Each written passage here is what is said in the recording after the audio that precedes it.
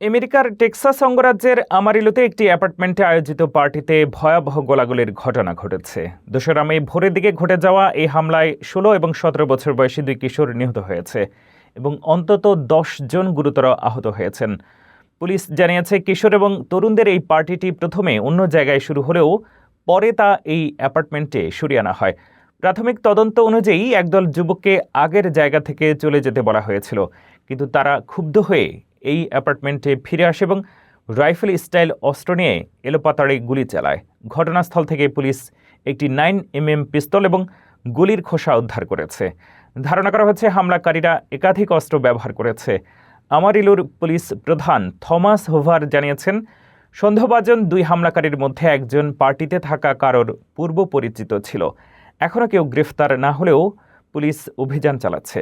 2026 সালে এখন পর্যন্ত এই শহরে 10টি খুনের ঘটনা ঘটল, যা স্থানীয়দের মধ্যে আতঙ্ক বাড়াচ্ছে।